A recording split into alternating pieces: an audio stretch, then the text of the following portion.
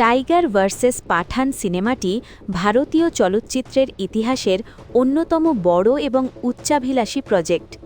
এটি যশরাজ ফিল্মসের স্পাই ইউনিভার্সের একটি গুরুত্বপূর্ণ অংশ। এই সিনেমা সম্পর্কে এ পর্যন্ত প্রাপ্ত সমস্ত তথ্য আপনাদের কাছে তুলে ধরছি। ১. মূল প্রেক্ষাপট ও কাস্টিং। প্রধান অভিনেতা শাহরুখ খান পাঠান হিসেবে এবং সালমান খান টাইগার হিসেবে।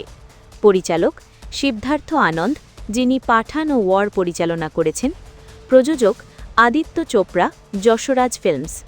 অন্যান্য অভিনয়শিল্পী ক্যাটরিনা কাইফ জোয়া হিসেবে এবং দীপিকা পাডুকোন রুবাই হিসেবে থাকবেন বলে প্রবল সম্ভাবনা রয়েছে।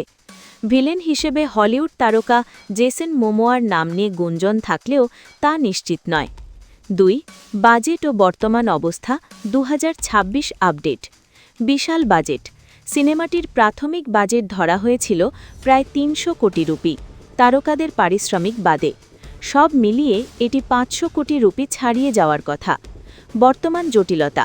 ২০২৬ সালের শুরুর দিকের কিছু রিপোর্ট অনুযায়ী সিনেমাটি বর্তমানে স্থগিত রাখা হয়েছে। এর প্রধান কারণ হল আকাশচুম্বী বাজেট এবং ২ সুপারস্টারের বিশাল পারিশ্রমিক। উন্নয়ন।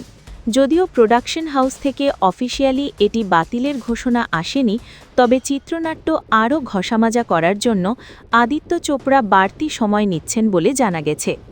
৪. গল্পের ধারণা।